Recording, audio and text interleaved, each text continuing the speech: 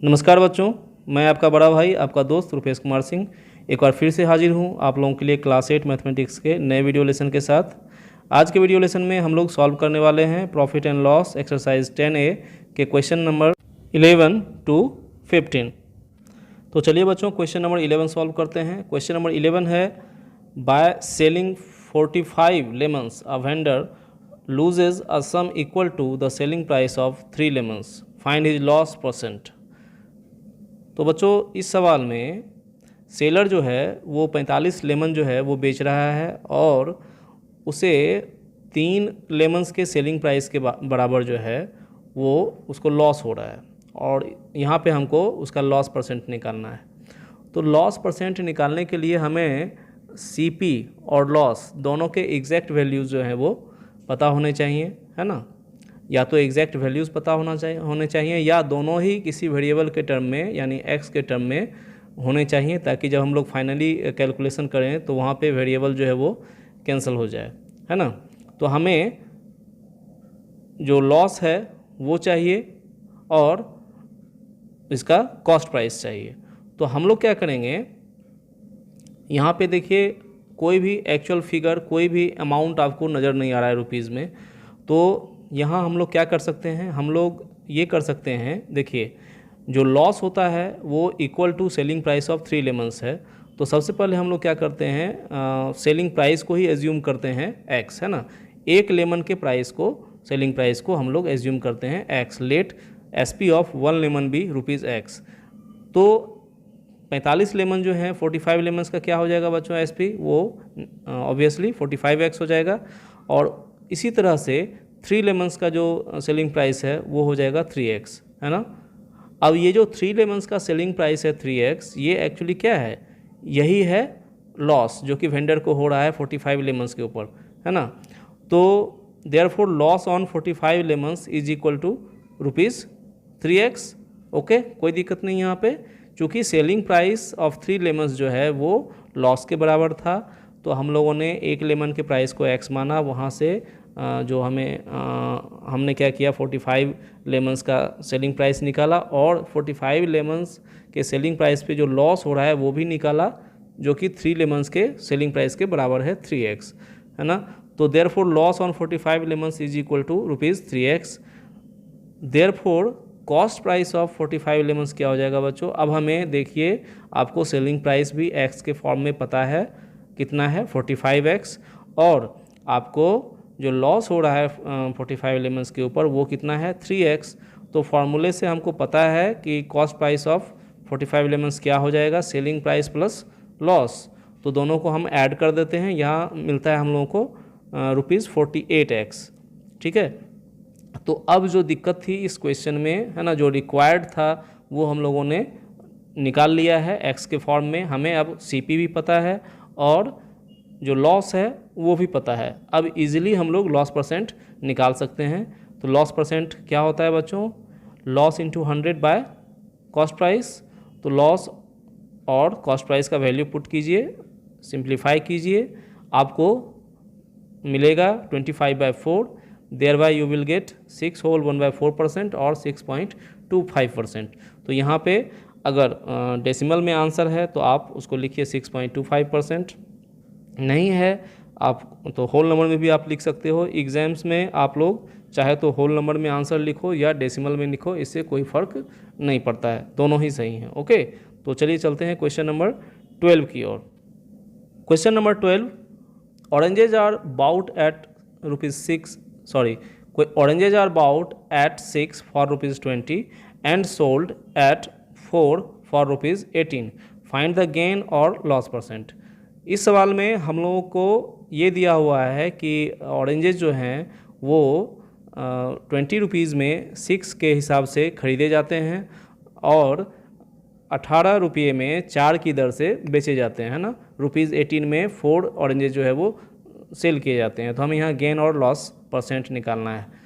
तो गेन और loss percent निकालने के लिए आप लोगों को या तो गेन या लॉस, है ना, और उसके साथ सीपी का एक्चुअल फिगर पता होना चाहिए, जो कि यहाँ पर पता नहीं है। हम लोगों को सीपी और गेन या लॉस निकालना है। और ये भी देखना है कि गेन हो रहा है या लॉस, वो हम लोगों को शो भी करना है यहाँ पे। तो देखिए इस तरह के क्वेश्चंस में या तो हम लोग जितने ऑरेंजेस खरीदे गए हैं उतने का सेलिंग प्राइस निकालें, या जितने जो रेट है सेलिंग प्राइस का जिस हिसाब से वो बेचे जाते हैं, है ना, जितने ऑरेंजेस बेचे जा रहे हैं उतने ऑरेंजेस का कॉस्ट प्राइस निकालें। इसका मतलब ये मैं कह रहा हूँ कि या तो हम लोग 6 ऑरेंजेस का कॉस्ट प्राइस निकालें या 4 ऑरेंजेस का कॉस्ट प्राइस निकालें, है ना। मतलब हमें सेम नंबर ऑफ ऑरेंजेस चाहिए सेलिंग और परचेजिंग के लिए, है ना। एसपी और सीपी दोनों के लिए एक सेम नंबर ऑफ ऑरेंजेस हम लोगों को चाहिए जिस पे हम लोग गेन या लॉस निकालेंगे। तो हम लोग यहाँ पे क्या करेंगे, चूँकि 4 ऑरेंजेस के हिसाब से बेचे जा रहे हैं तो हम लोग क्या करेंगे, प्रीफरेबली जितने ऑरेंजेस फिक्स किए जा रहे हैं सेल करने के लिए, जो रेट डिपेंड कर रहा है 4 ऑरेंजेस पर 4 ऑरेंजेस के हिसाब से रेट है, तो हम लोग क्या करेंगे 4 ऑरेंजेस का जो है वो कॉस्ट प्राइस निकालेंगे। तो आपको यहाँ पता है, आपको दिया हुआ था कि कॉस्ट प्राइस ऑफ 6 ऑरेंजेस ₹20, है ना।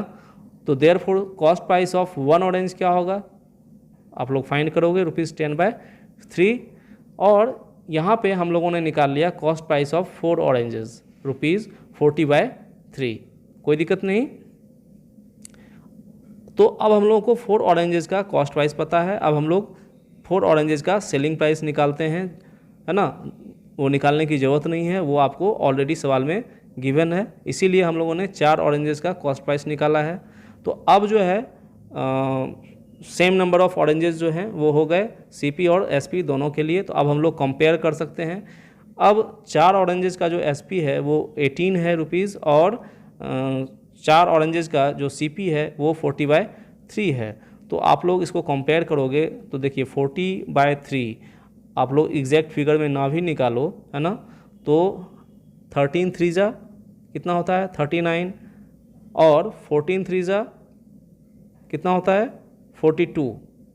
तो यहाँ हम लोग आराम से ये फील कर सकते हैं कि जो 18 है वो क्या है, लेस देन 40, 18 जो है वो ग्रेटर देन 40/3 है ना।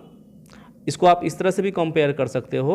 डिनोमिनेटर सेम अगर रखना चाहते हैं हम तो क्या करेंगे, हमको न्यूमिनेटर को भी उसी से मल्टीप्लाई करना पड़ेगा। तो 18 3 जा करना पड़ेगा, तब ये क्या हो जाएगा 54। तो यहाँ पे न्यूमिनेटर आपका 54 और यहाँ पे न्यूमिनेटर आपका 40, और दोनों के ही डिनोमिनेटर्स 3।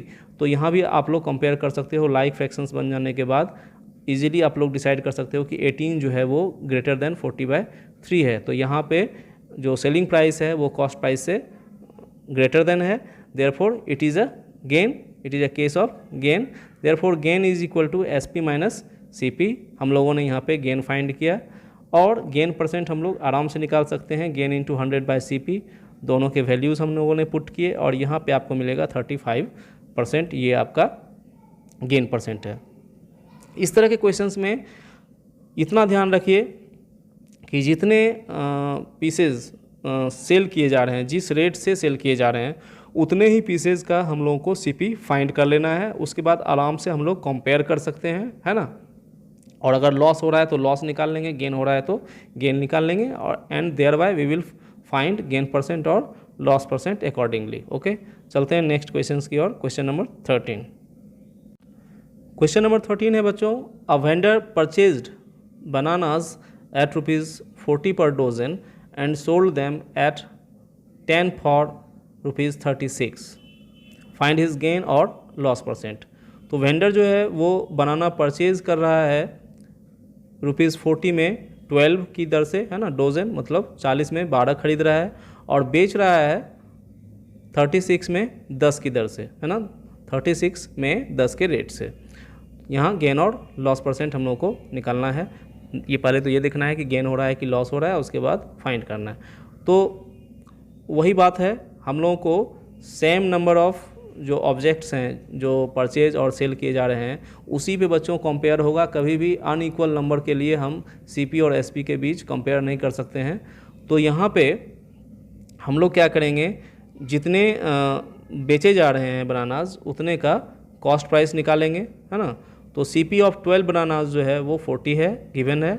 यहाँ से हम लोगों ने CP ऑफ 10 बनानास जो है वो फाइंड किया ₹100/3, है ना।